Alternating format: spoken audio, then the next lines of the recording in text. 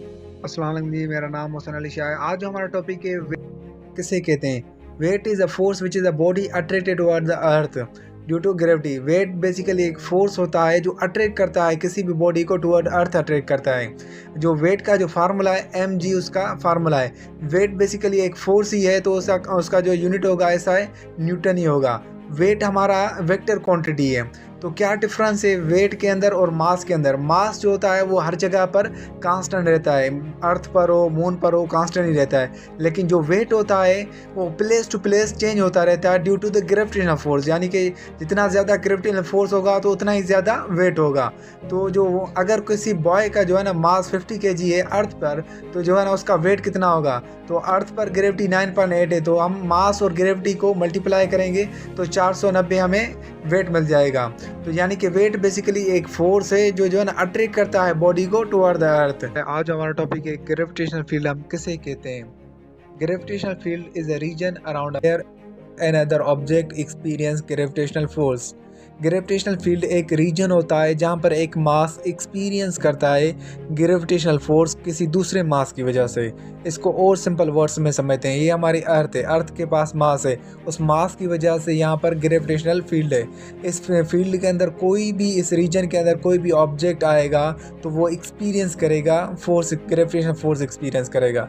यानी कि कोई भी ऑब्जेक्ट जो है ना किसी ग्रेविटेशनल फील्ड के अंदर आएगा वो एक्सपीरियंस करेगा ग्रेविटेशनल फोर्स किसी मास की वजह से, उसे कहते हैं हम ग्रेविटेशनल फील्ड। इसकी और एग्जांपल लेते हैं। यहाँ पर एक पेड़ है एप्पल का, जब भी एप्पल गिरता है डाउनवर्ड एक्ट करता है, किसकी वजह है, जो भी हमारी ग्रेविटेशनल फील्ड है वो एक्ट करती है डाउनवर्ड, हमेशा एक्ट करती है। तो यानी कि ग्रेविटेशनल फील्ड एक रीजन है जहाँ पर कोई भी मास एक्सपीरियंस करता है ग्रेविटेशनल फोर्स किसी दूसरे मास की वजह से। आज जो हमारा टॉपिक है ऑर्बिटल वेलोसिटी हम किसे कहते हैं। The velocity required to keep satellite into orbit. ऐसी वेलोसिटी जो सैटेलाइट को ऑर्बिट में मूव कराए उसे कहते हैं हम ऑर्बिटल वेलोसिटी।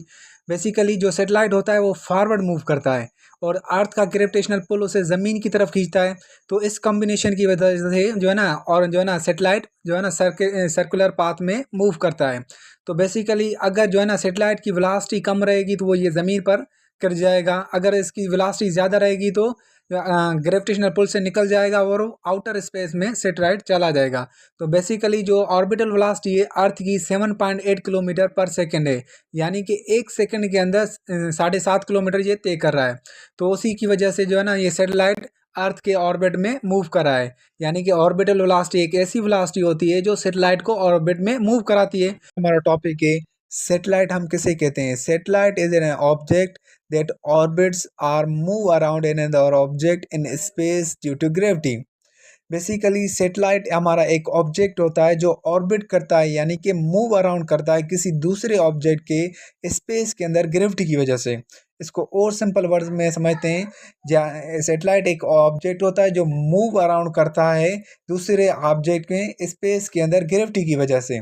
बेसिकली सैटेलाइट दो किस्म के होते हैं, एक होती है आर्टिफिशियल, दूसरी होती है नेचुरल। जो आर्टिफिशियल सैटेलाइट होती हैं उसके मल्टीपर्पज़ होते हैं, जैसे कि कम्युनिकेशन में यूज़ हो गई और जो है ना सर्विलेंस के लिए यूज़ हो गई और वेदर को फोरकास्ट करने के लिए यूज़ हो गई।